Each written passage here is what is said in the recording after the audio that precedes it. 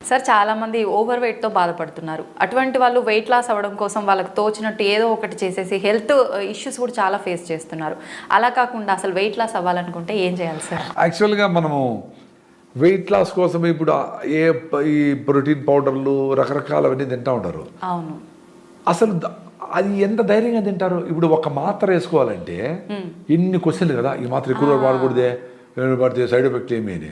మరి మీరు ఇంత పౌడర్లు ఆహారంగా తీసుకునేస్తూ ఉంటారే ఏమో తెలియకుండా. సో ఇంత ముందర అనుకునేట్లు ఏ ఫుడ్ మనకు ఎందుకు ఓవర్ వెయిట్ అవుతాము ఫస్ట్ అది మాట్లాడదాం. మనము 4-5 సార్లు తింటాము. ఎందుకు తినాల్సి వస్తూ ఉంది? తిండే వస్తువులో పీచు పదార్థం లేదు, ఫైబర్ లేదు, అందుకని భిన్న అరిగిపోతా ఉంది. అరిగిపోయి అది బ్లడ్లోకి గ్లూకోజ్గా వస్తాం. ఆ గ్లూకోజ్ను బర్న్ చేసి ఇన్సులిన్ అది చూస్తుంది ఎనర్జీ. నువ్వు వాడుకోవడంలే, గమ్మును కూర్చోండవు, ఏసీలో ఉండవు, పట్టుకోవడంలే. సో అది ఏం చేస్తుంది, గ్లైకోజన్గా మార్చి సరే రేపో సాయంత్రం ఎప్పుడైనా ఎత్తిపెట్టుకుని వాడుకుందాంలే అని లివర్లో ఎత్తిపెడుతుంది, మజిల్స్లో ఎత్తిపెట్టుకుంటుంది. అంటే మీరు డబ్బులు ఎక్కడైనా పోతే ఇంకో పర్సులో పెట్టుకుంటారే అట్లా ఎత్తిపెడుతుంది. అది ఎత్తిపెట్టి ఉంది అని తెలుస్తోంది బాడీకి. అయినా మళ్ళీ తింటాడు, టైం వచ్చింది మరొకలా ఆకలి లేకపోయినా తింటాడు. సో మళ్ళీ అది ఈజీగా అరిగిపోయే ఫుడ్డే, వైట్ రైసో మైదానో చపాతీలో ఏవో ఈ పరోటాలు ఏ తింటాడు.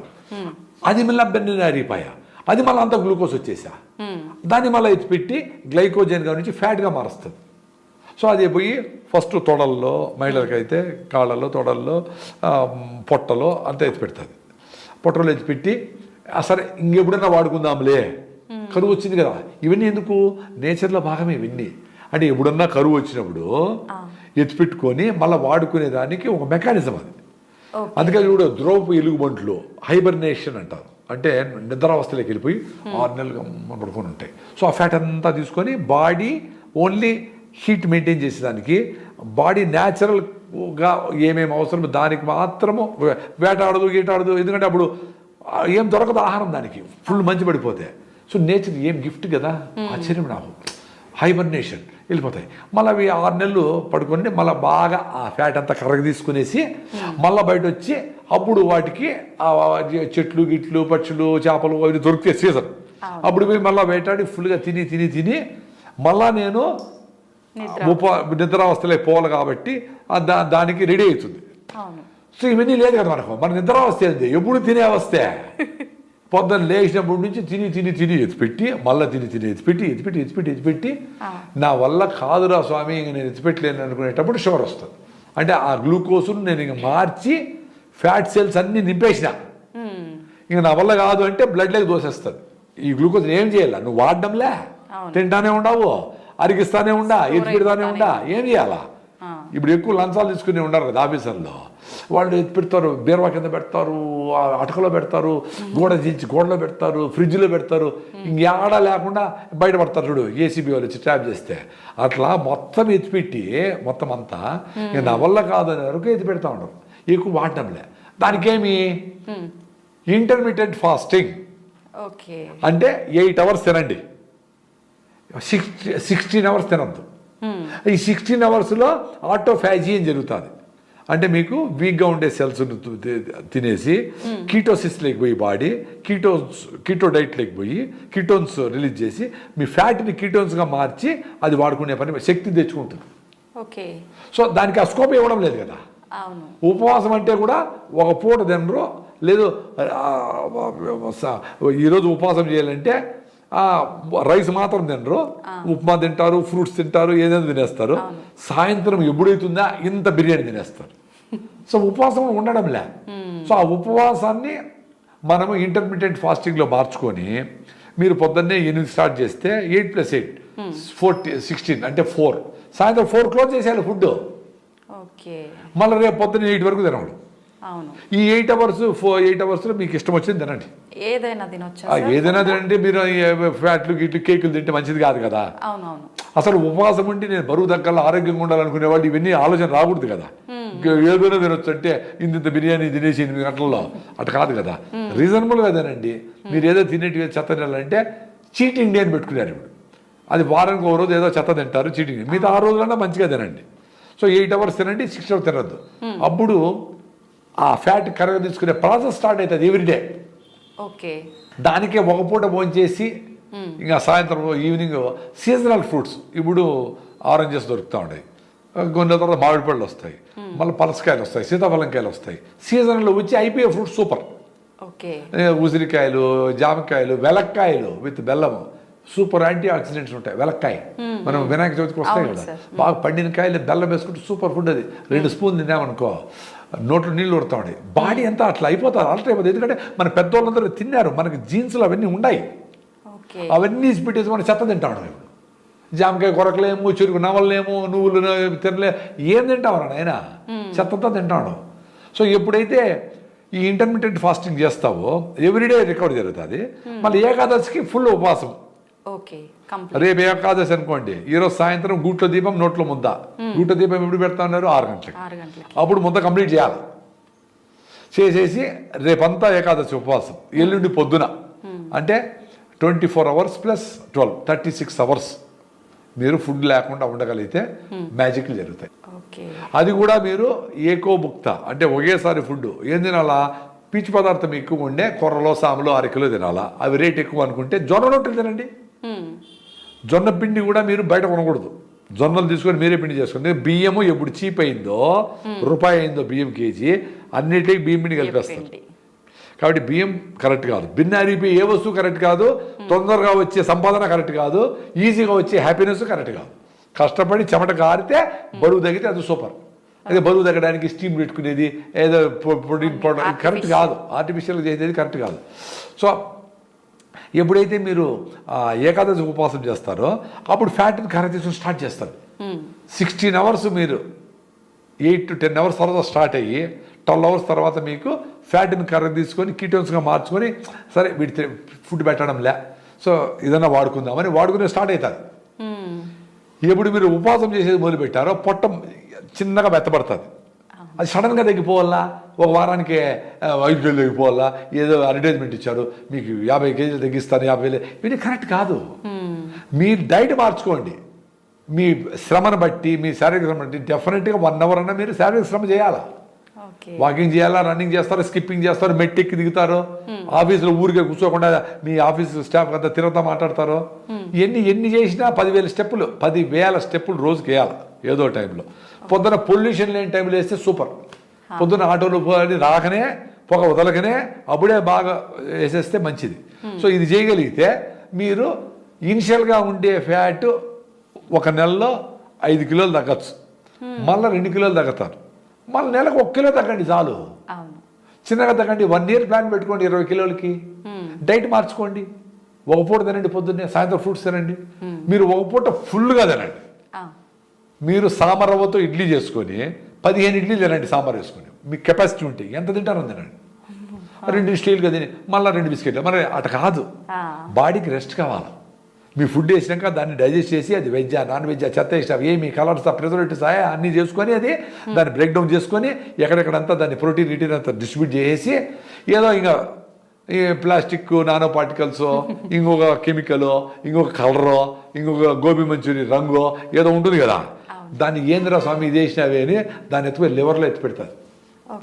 ఎత్తిపెట్టి ఉండు ఇదే నాకు తెలియదు, అర్థం కాల ఈ చెత్త ఏందో, నువ్వు ఎత్తిపెట్టాడు కాపాడు అని చెప్తే ఆ లివర్ దాన్ని ఎత్తిపెట్టి, సరే తల్లిని ఎన్ని మాటనే పడుతుంది కదా పాపము అమ్మ, అట్ట అది కూడా పాపం అమ్మలాగా అది లివర్లో అట్ట పెడితే అది సరే ఇది చూసి అదేమో తెలియదు వాడేదానికి, అందుకని దాని చుట్టూ గోడ కడుతుంది.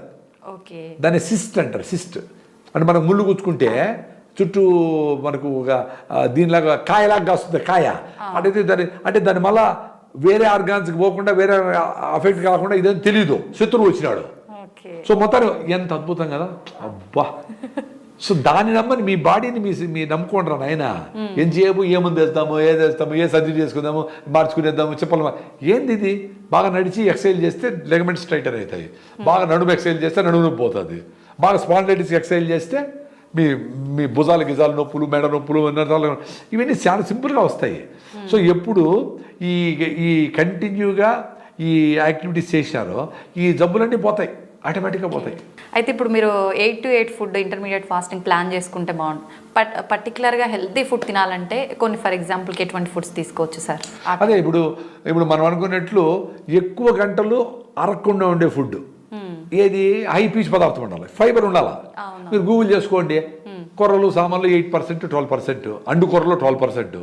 సో అండు కొర్రలతో మీరు బిసిబేళ బాత్, పచ్చి బఠానీ వేసి డబుల్ బీన్స్ వేసి మంచిగా ఆనియన్స్ బాగా వేసి మంచి చక్కగా నూనెతో పల్లి నూనెతో ఘుమఘుమలాడుతూ ఉంటుంది ఫుల్గా పెట్టుకొని కొబ్బరి చట్నీ వేసుకొని, కొబ్బరి కూడా సూపర్ బ్రెయిన్ టానిక్, కొబ్బరి ఎక్కువ తినాలి. అది తీసుకొని సూపర్గా ఫుల్గా తినండి.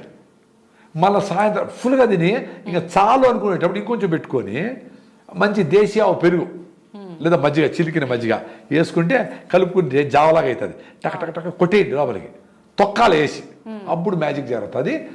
సాయంత్రం వరకు ఆఖరు. నేను పొద్దున 10కి తిన్నా. ఓకే, చూడు ఎట్లుంది ఎనర్జీ అందుకని నా మీద నాకు ఇష్టం, నా జీవన విధానం నాకు ఇష్టం.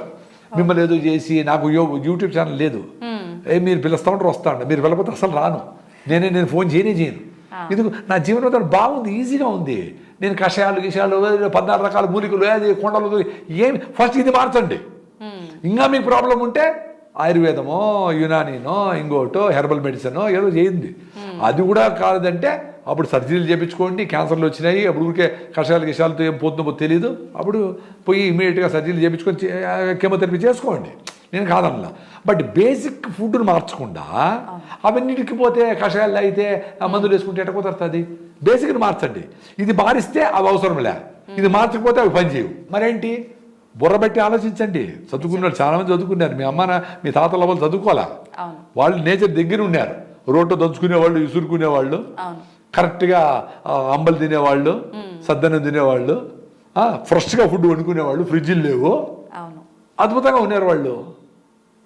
ఇప్పుడు మరి ఇంత సైన్స్ తెలుసు, అన్ని విషయాలు తెలుసు, ఎట్లా ట్రాప్లో పడుతూ ఉంటారు? ఇదే పెద్ద క్వశ్చన్ నాకు. నేను కూడా నా లైఫ్ స్టైల్లో అన్నీ మార్చుకొని ఇవి అవి కషాయాలు అవసరం లే, వదిలేసి చూద్దాం బాగుండా. అనవసరం కషాయం కూడా అవసరం లే. నువ్వు తినాల్సింది ఆర్గానిక్ ఫుడ్ అమ్మా, దానికి ఎంత ఖర్చైనా పెట్టాలా? రిఫైండ్ ఆయిల్ తక్కువకి వస్తుంది, దాన్ని ఎంచుకొని తింటే లాభంలే. పునుగులు బాగుండేది తింటే పాయా. ఒక రోజు తట్టుకుంటుంది, 10 రోజులు తట్టుకుంటుంది, 5 ఏళ్ళు తట్టుకుంటుంది. ఎన్ని రోజులు చంపుతావు దాన్ని, నీ బాడీని?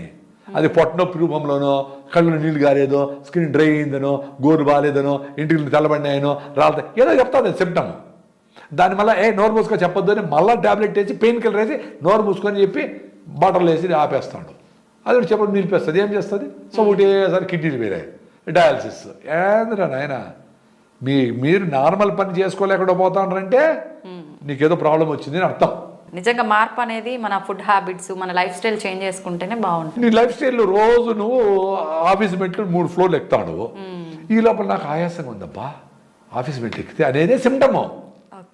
నువ్వు ఆయాసంగా ఉందని ఆయాసం రాకుండా మందేస్తే అంటే లోపల హార్ట్ నువ్వు మెట్లెక్కేదానికి జరిగే పంపింగ్ జరగడం లేదు, ఆయాసంగా ఉంది, లంగ్స్ సఫిషియెంట్ ఆక్సిజన్ క్లీన్ చేయడం లేదు, ఆయాసం వస్తుంది, ఏదో జరుగుతూ ఉంది కదా.